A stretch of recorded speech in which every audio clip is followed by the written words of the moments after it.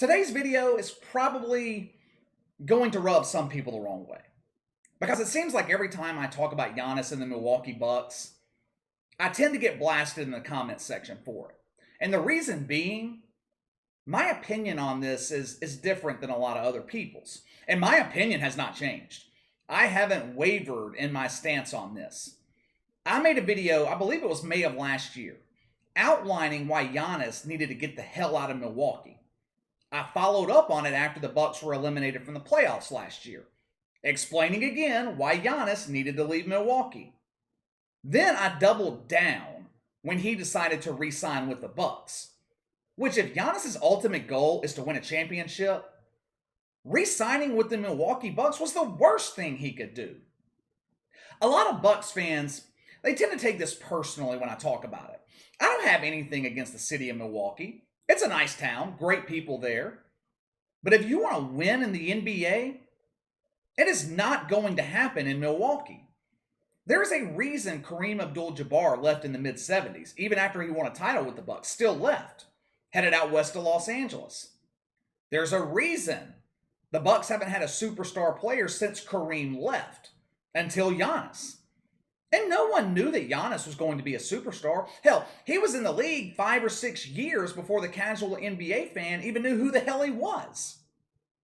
This series with the Nets, this is a prime example of what I am talking about with the Milwaukee Bucks. This is the reason that I have been saying that it was a mistake for Giannis to resign. We have seen this story play out before. It is the same story every year with the Milwaukee Bucks. They're a great team in the regular season. Past 2 years, they were in the national spotlight all during the regular season.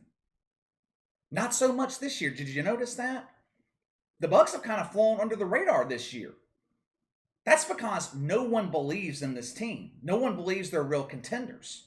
Every year, they're good in the regular season, and they flop in the playoffs. Happened 2 years ago in the Eastern Conference Finals. They go up 2-0 on the Raptors. Kawhi Leonard decides that he wants to start playing high-level basketball. Bucks lose 4 straight. Last year in the bubble, bounced by the Heat in the second round. The last 2 seasons, though, the Bucks, they had excuses. They made excuses. Oh, we're a young team. We're getting used to playoff-level basketball. Oh, we don't want to play in the bubble last year. We were ready to go home. What the hell is the excuse going to be this year? What is it? This team is not even competitive. The Nets are beating the hell out of them. And I don't even care if the Bucks win tonight. While I'm recording this, the game's at halftime. Milwaukee's up by 3. I don't care if the Bucks win tonight. I don't even care. I really don't. This series is over.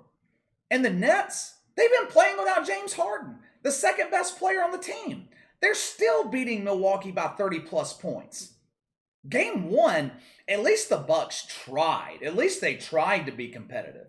And they've started out Game 3 trying to be competitive until the second quarter where the Nets just blew the doors off of them.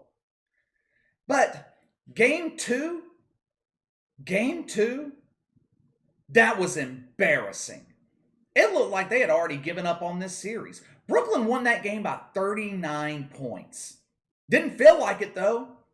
It felt like the Nets should have won by 100. Milwaukee's defense has made Blake Griffin look like an all-star again. Unfortunately for Giannis, he is going to take a bulk of the blame when they lose this series. It just comes with the territory of being the superstar on this roster. Me personally, I'm not going to blame Giannis when the Bucks get bounced out of the playoffs again. They're clearly outmatched. What I will blame him for is signing that contract extension with the Bucks last fall. He should be playing for a championship contender right now. Instead, he is wasting another year of his career playing alongside role players. High-priced role players at that. I like Drew Holiday. He was a nice addition. I like Drew Holiday. Followed him for years in New Orleans. But he's not enough. He's not enough to put this team over the hump. The reason Giannis will never win a championship in Milwaukee, he's never going to be able to attract the type of free agent players needed there to win a title. NBA players don't want to play in Milwaukee. It's a small town. It's cold in the winter. Quick, name the last big-name free agent that the Bucks signed. You can't do it. You can't name one because it hasn't happened. The Bucks are staring down the barrel of being eliminated for the second straight year in the second round. But this series with the Nets, it's about more than that now. This series now is about the reputation going forward for Giannis. People are not looking at him the same anymore. What you accomplish during the regular season in the NBA, it doesn't matter. It doesn't matter that you're a 2-time MVP. I don't care if you're a 10-time MVP. Giannis cannot get embarrassed in the playoffs again, like what's happening right now. They're going to lose this series to the Nets. That's fine. I'm okay with it. No one is beating Brooklyn this year. But Giannis has got to at least put up a fight.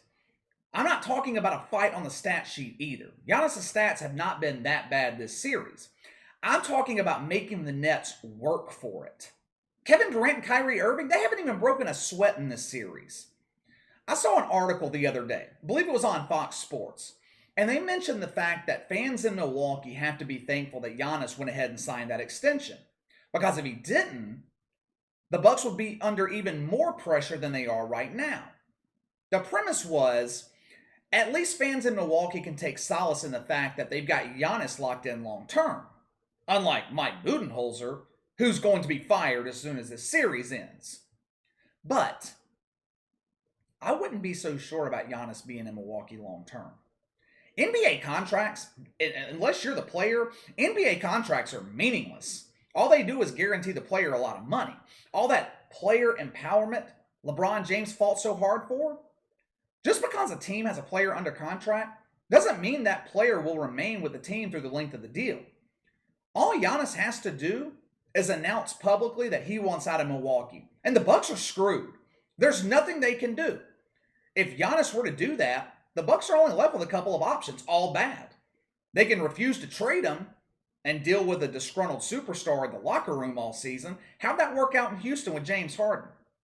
So that option's not going to work. The only other option they'd have is to trade him, and you're never going to get equal value for him. I told you guys several months ago when Giannis signed that extension that he would never see the end of that contract in Milwaukee.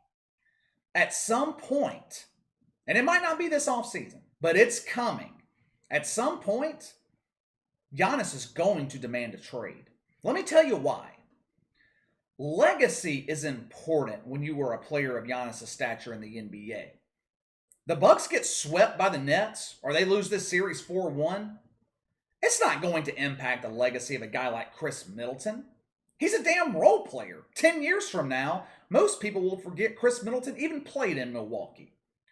But it will impact the legacy of Giannis. He cannot continue losing in the playoffs. Charles Barkley never won a title, but he is still a legend. You know why? Because he had success, consistent success in the playoffs. He made it to the NBA Finals. He just ran into Michael Jordan. Giannis hasn't sniffed the NBA Finals. He's got to find a way to get over this hump. And it's just not going to happen in Milwaukee.